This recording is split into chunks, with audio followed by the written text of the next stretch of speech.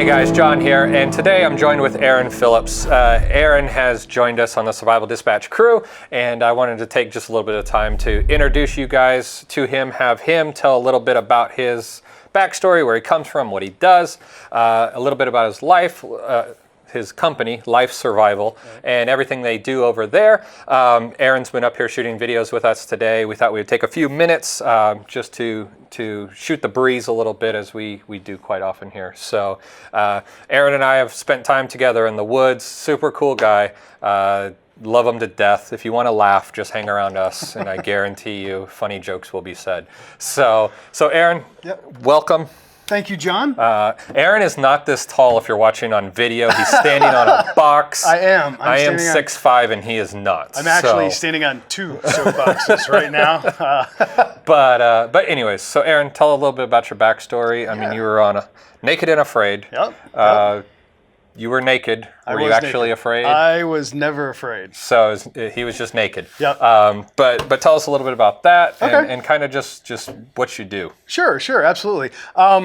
So before I did the Naked and Afraid thing, I started consulting on a survival project for BBC. I was originally found on Instagram, and that project was shelved back in like late 2013, 2014. Then I was picked up by a freelance casting agent, and she tried to push me into the Naked and Afraid thing. I had never seen it before. I don't watch a whole lot of television. And I watched a couple episodes, and I very politely thanked her for the opportunity, but I declined. So we went through this a couple times. The third time, she asked if I could elaborate on why it was that I didn't want to take on the challenge. And I said, honestly, I don't think it's real. No offense to anybody. I went and watched a couple episodes. I spend a lot of time outdoors. Those folks have rarely been in their backyard, and so I didn't really buy it. And she said, well, fortunately, I have some folks here on the phone, some executives that would like to talk. So she kind of set me up, and I had no idea. Of course, there were other people on the phone, and they promised me it's the real deal. So I agreed, and I took on the challenge. And like day 3, they sent somebody out from LA, and his purpose was to show up and make sure that it was real enough for me. And there's absolutely no clothes, no fire, no food, no shelter, no water, no help provided whatsoever. Very much the real deal. So I took on the Naked and Afraid challenge, and that's season 6, episode 6. And then I've kind of segued into some other production related type stuff. I guided an Animal Planet production crew downriver last year for Extinct or Alive on Animal Planet Sunday nights. And that was actually quite the adventure in itself. That was a beautiful plug there, by the way. You like that, huh? Good job. Wow. I'm learning. Wow. This guy's a professional. So my wife and I launched Life Survival a few years ago. It's been a passion and a hobby of mine to get people outdoors. I go find extremely remote but beautiful locations for them to go camping or hiking, those kind of things. And we started really focusing and growing it. And so now that's what I do professionally all the time. I'm a full-time stay-at-home dad, so that is my number one job. But as Jon can verify, I don't sleep much. I'm always writing, guiding, setting up the next event. We host 2 gatherings a year, one in the fall and one in the spring on the river. I do public speaking nationwide. I spoke in Oregon and Pennsylvania last year. September 1st, I believe I'll be speaking here in Orlando. I forget I'm in Gainesville, down in Orlando. So I do some public speaking. We do all kinds of stuff. Anything that we can do to connect people with nature and get them outdoors, that's our focus. And for some folks, it's kind of a no-brainer. They're like, why would you need to help people get outdoors? But you'd be surprised how many people are interested in learning about prepping or survival or bushcraft, and they don't know where to begin. They just don't know how to get started. Fathers want to take their kids camping, hiking. They did it when they were a kid. They had an absolute blast doing it, and they want their children to experience that same adventure as kids. And they don't know what to do. They don't know how to get started. They don't want to go throw a bunch of money at gear they don't need. So they call somebody like me, and that's what I do. I address their interests and their skill levels, and I provide a custom adventure for people. And I will say, because I've seen Aaron does a fantastic job of making it fun also. Making it entertaining, making it educational, and making it fun. So it's a great thing to be able to help people. And I think that's one of the hardest things is people, a lot of times, they want to do more, Yeah. but they just have no clue Right. how to. I mean, it's like taking somebody. It's like a lot of people want to go whitewater rafting. Yes. Nobody has whitewater rafting equipment for the most part Right. sitting in their garage. Right. So they go to a guide. Right. And they find a river, they go to a guide that does it, and they have a good time. And there's some people that then take it into That next level. I might want to buy my own kayak or my own canoe or whatever it is Absolutely. in order to start doing it because they had such a great time doing it. And that's a key. It's all about the experience. Yeah. When I take a group out, especially people that have limited skills in the wild, I don't expect them to be a pro flint knapper or know how to make 40 snares by the time they leave that weekend or carve the most beautiful walking stick or something like that. Like it's about the experience and it's about what they take away. And you're absolutely right. If I can get 1 out of 4 or 5 people in the group, if I can pique their interest and I can get them to come back to nature, I've won. Yeah. And that's our goal at Life Survival. So let's that's business wise. Let's talk a little bit about Naked and Afraid. Yes. So premise of the show is You've got a male and a female. that don't know each other. Who don't know each other, and 9 times out of 10, they're going to be polar opposites. We're going to have different political views, social views. Obviously, gender is opposite. Sometimes sexual orientation is off there a bit, to add to that dramatic effect. But 2 people placed together, no clothes, no food, no fire, no shelter, no water, for 21 days, and they have to work together to survive those 21 days. And you're allowed to bring one item. Right. I brought a machete. My producer asked that I bring all kinds of stuff. He said, you're going to a rainforest. I want you to bring, I have a bamboo fishing kit that I made. He's like, I'd like to see that. He wanted me to bring all these different things. And he's like, probably bring a knife.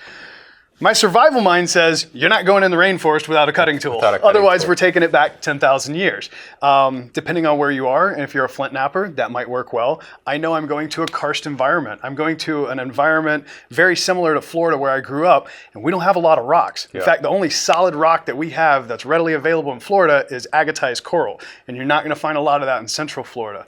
So knowing that, going down to Central America to the rainforest in Belize, I chose to bring 3 different cutting tools, and I would let them pick which one. So I went with a Mora Light My Fire. It has a fire striker built into the butt of it. It's a stainless steel Scandi grind. Beautiful little knife, real lightweight. I took my SE5, and I took a SOG machete. And of the 3, the producer chose the SOG machete. My partner brought a mosquito net, and the production crew gave us one of those little cheap Chinese fire strikers. I know you've seen them. They're bright orange, and it's got a little spring inside. Yeah. And you just kind of... Did you force them together? Yeah. A total piece of crap. It really is. But in a pinch, we made fire. So because this is kind of behind the scenes thing, I thought it'd be kind of cool to talk about. What did she bring? Did she bring only one thing? And were you guys able to talk about what you were going to bring before you got together? No, we never. She brought a mosquito net.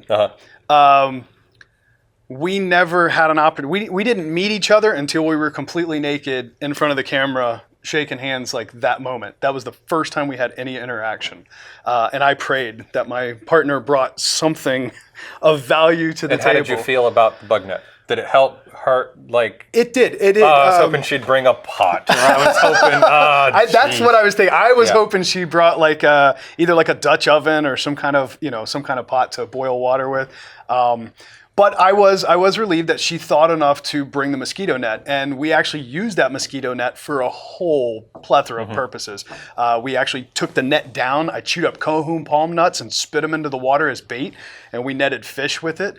I cut a section out, and she used that to make 2 pairs of panties. So she would rotate her panties out every 2 days.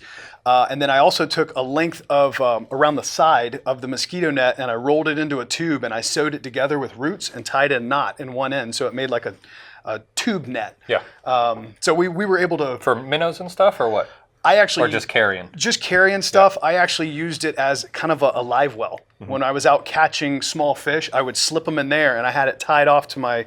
I had like a little loincloth type thing that we had made, and I tied it off to that while I was in the water, so I keep my food alive as long as possible before starting to process it. And while you were out, so just so you guys know, You guys lasted 21 days. Yep, went the full 21 days. Went the full 21 days.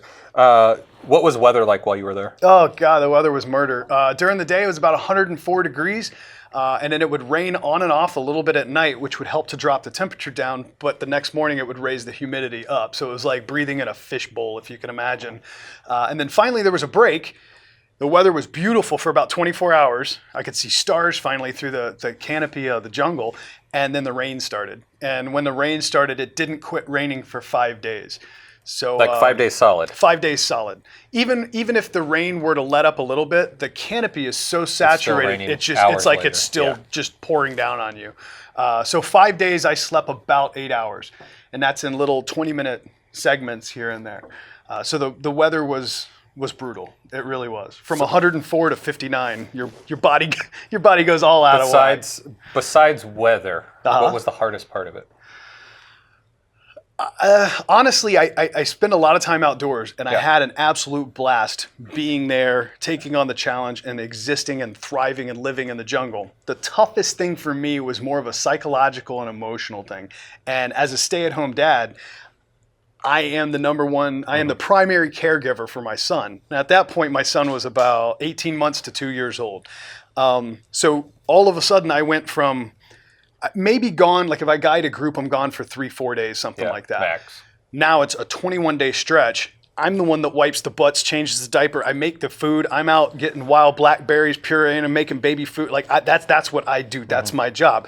All of a sudden, I'm completely disconnected from my biggest passion and everything in life. And for me, that was the toughest obstacle, was knowing that my son is my greatest driving force and motivator. And at the same time, he's my biggest weakness. So it's this huge paradox, kind of a cognitive dissonance that I was dealing with mentally. And at the same time, trying to stay focused, keep my partner calm, ward off jaguars, eat food, get water, all of the other things I had to do. So by far, hands down, being away from my family was the toughest thing. Yeah. As humans, we're designed to be in communication with other people. And when you take that away in an instant like that, it can have drastic. How long do you think it took you to really acclimate to the conditions, the weather, the environment, everything, and be like, this is quasi my new way of life, at least for the next 20 or so days? That's a great question. Is that the hardest part, or does it ever happen? Okay. I think for everybody that goes out there, Right. they would have a completely different answer. For me, as far as adjusting to the physical environment, we had a 4-person crew, my producer, sound guy, camera guy, and a tech.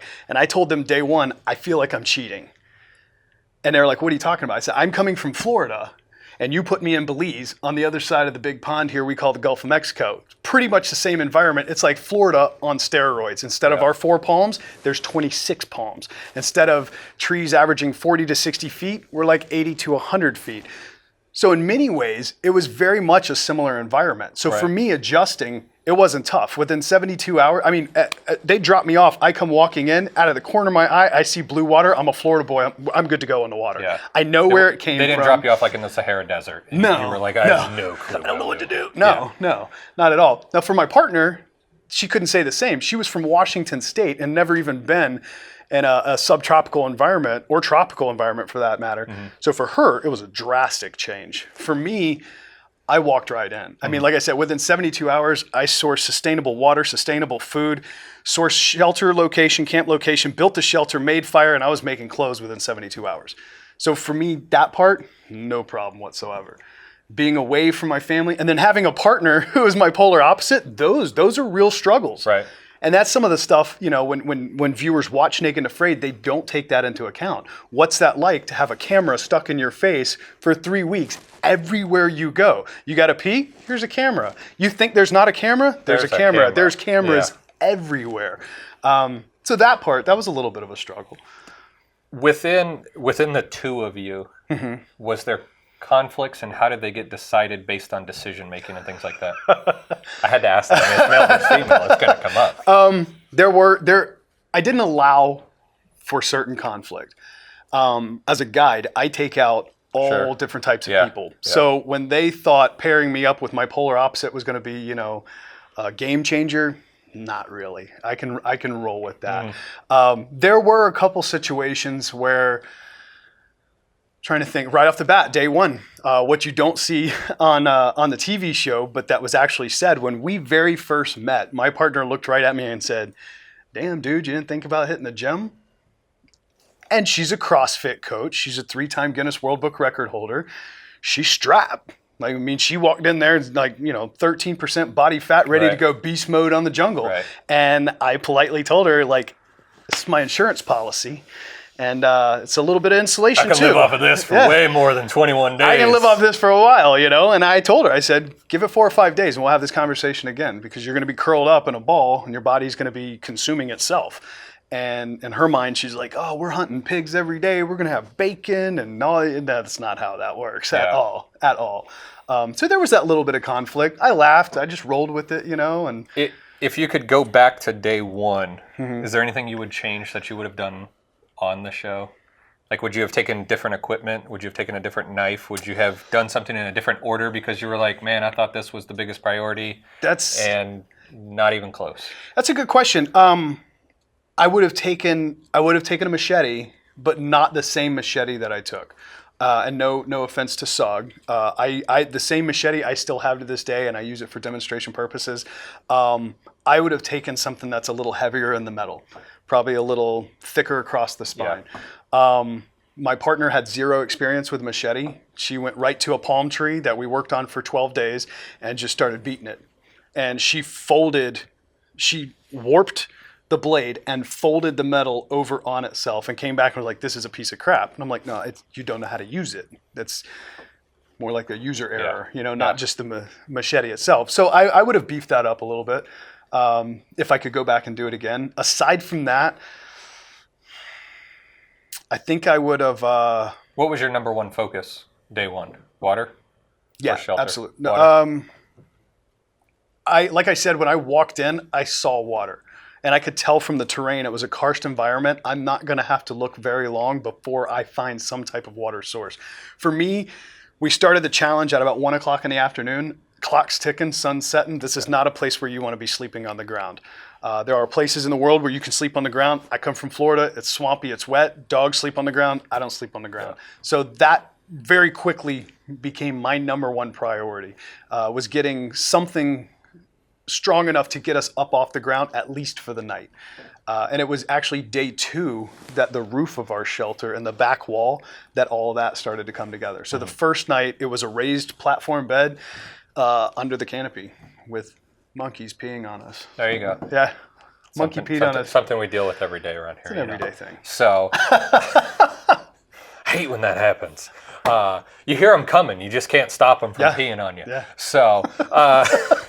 So what are you doing now? I mean, besides guides, besides now working, alongside with Survival Dispatch, Yep. what other things do you have venturing on? TV world, anything like that? Can't talk too much about the TV stuff, of course, but there is a little chatter here and there about future TV projects, Discovery Channel, Animal Planet, and History Channel. So we'll see how all that pans out here in the next few months.